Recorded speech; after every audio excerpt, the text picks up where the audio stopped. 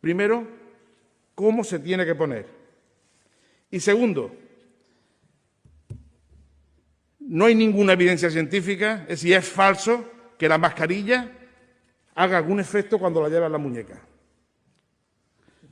Es mentira que no hace ningún efecto en el codo. No está demostrado que haga ningún efecto en el codo. Pero ni siquiera cuando te la pones aquí en el mentón. Mentira, no hace efecto. No le hagan caso. Y cuando está en la garganta, ni siquiera protege para la angina o para la sinusitis. Mentira, no protege nada. La mascarilla solamente protege así. ¿Cómo te quedas si te digo que le acaban de dar el premio Emilio Castelar a Fernando Simón?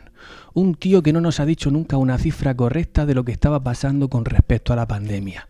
Sus cifras han tenido siempre que ser modificadas conforme iban pasando los días y sus vaticinios o elucubraciones han estado todas equivocadas, desde que solo habría un par de contagios hasta que no habría que usar mascarillas. No ha acertado nada, no ha dado ni una. Y eso quiere decir dos cosas, señores. O bien que al darnos los datos mentía, o bien que nunca ha tenido ni idea de los datos correctos. La primera opción lo convierte en delincuente por mentir y la segunda en un incompetente. ¿Delincuentes o incompetentes? Esto es lo que se está premiando ahora en España. Y ahora, por favor, observen bien este tuit que publicaba hace unos días la cuenta de Twitter de Al Rojo Vivo. Brasil roza ya el 1.000.000 de contagios y los 46.000 muertos. Las escalofriantes cifras, que no dejan de subir, no han provocado la acción del presidente y los gobernantes locales del país, que no han tomado medidas adicionales. Y una vez que han leído este tuit, piensen en esto. Brasil tiene 210 millones de habitantes. Esos 46.000 muertos representan el 0,021% de la población. Y ahora miren lo que está pasando en España. 47 millones de habitantes y 27.000 muertos oficiales. Que sabemos que son muchos más, pero vamos a hacer el cálculo con las mentirosas cuentas oficiales. En estos términos tenemos que esos 27.000 muertos representan el 0,057% de la población.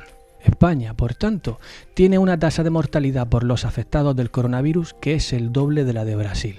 O dicho de otra manera, España está 2 veces peor que Brasil. Teniendo en cuenta todo esto, yo les pregunto, ¿han leído ustedes algún tuit de Al Rojo Vivo en el que se critique la gestión del gobierno de España de la misma manera que el tuit que acabamos de leer critica el gobierno de Brasil? ¿Lo han leído ustedes? Os voy a dar una clave de por qué Al Rojo Vivo critica a Brasil, pero no a España. Mirad, el programa Al Rojo Vivo no se llama así por casualidad. La palabra rojo tiene un evidente significado político. ¿Y quiénes gobiernan en España? Los rojos, con los que viene el hambre y los piojos. En España gobiernan los rojos y por eso Al Rojo Vivo se arrodilla ante cualquier cosa que proponen y mira hacia otro lado cuando se equivocan. Pero eso de mirar hacia otro lado no tiene por qué hacerlo con Brasil, porque ¿quién preside Brasil? Jair Bolsonaro. Se podrían decir muchas cosas sobre él, pero creo que esta frase que cualquiera puede leer directamente en la Wikipedia les hará entender por dónde van los tiros. Sus posiciones políticas generalmente son clasificadas como alineadas a los discursos de extrema derecha, aunque él se ha autodefinido como de centro derecha. Pues ahí lo tenéis, y no hay más vuelta de hoja. Para Al Rojo Vivo lo que hace la izquierda va a misa, pero si lo hace la derecha, sea el país que sea, a los leones. ¿Os imagináis cuáles hubieran sido los titulares de Al Rojo Vivo durante esta pandemia si en vez de estar gobernando el PSOE hubiera estado gobernando Vox? La de palos que le habrían caído, señores. Eso es objetividad. Eso es periodismo.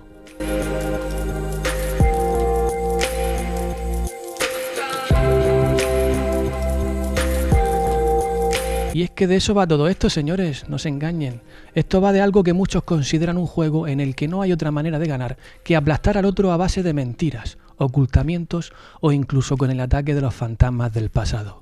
Miren si no lo que pasaba el otro día en Alemania, donde unos cenutrios de mermada intelectualidad y tendencias políticamente evidentemente alineadas con el crimen y la miseria, erigían una estatua de Lenin y se agrupaban como chinches alrededor de un cartelito que decía: no des una oportunidad al anticomunismo. De eso va todo esto, señores, de un juego en el que para ganar debes radicalizarte, mentir sin piedad y, por supuesto, olvidarte de aquello que algún día tuvimos el coraje de llamar honestidad. Y eso es en lo que han convertido la democracia a estos desnortados enemigos de la propiedad privada del otro, no de la suya, del otro. Estos señores del engaño, estos adalides de la tergiversación, han convertido la democracia en eso, en un juego que consiste en ver qué partido es capaz de mentir con mayor descaro. Un juego en el que sea cual sea el resultado, al final siempre perdemos los mismos. ¿Y saben cuál es uno de los motivos por los que perdemos? Porque estamos acorralados. Observen bien esta gráfica. Representa la estructura de los gastos del Estado español durante el año 2019. Y esta línea minúscula de aquí es la que se dedica a la educación y la cultura.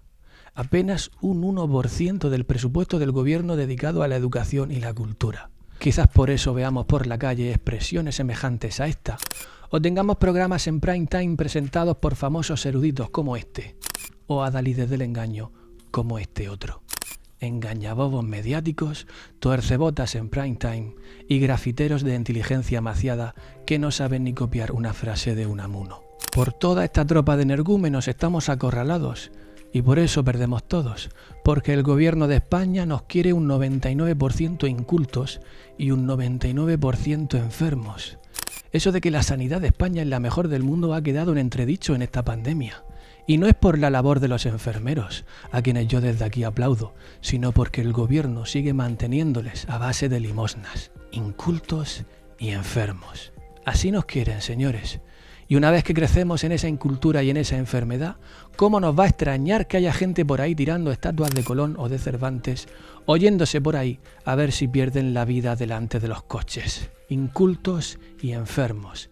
Esa es la sociedad que están creando estos que levantan estatuas de Lenin, estos que no tienen ningún escrúpulo a la hora de mentir, estos que no tienen el más mínimo reparo a decir Diego, donde anteriormente habían dicho Digo.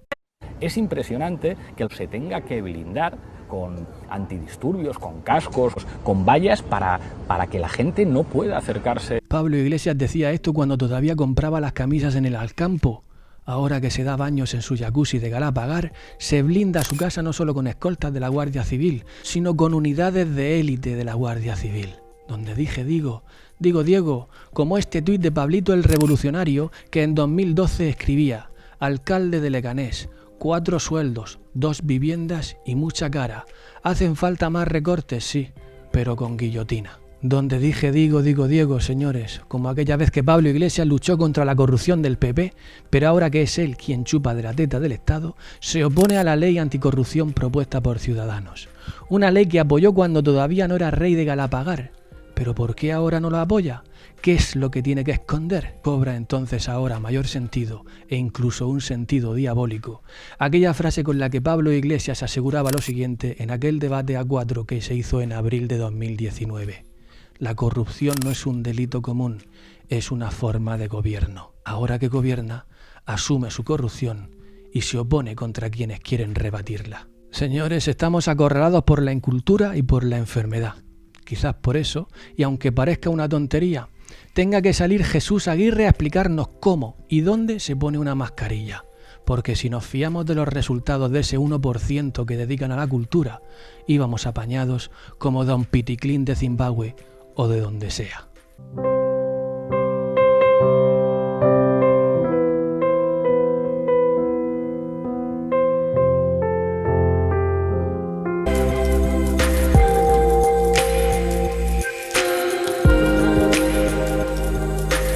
Y antes de terminar este vídeo os quería decir una cosa.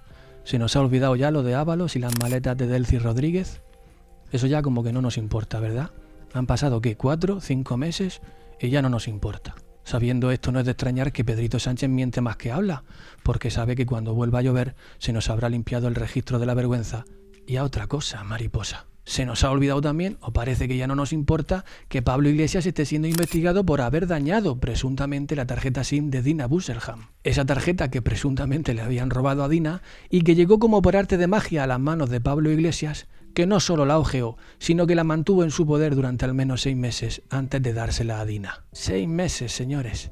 Tiempo suficiente para que se olviden las cosas en la política. Sobre estos dos asuntos, tanto lo de Ábalos como Pablo y Dina, tengo un par de vídeos que os puede interesar por si acaso no sabéis por dónde va la tostada. Pero al margen de esos escándalos, os lanzo la siguiente pregunta.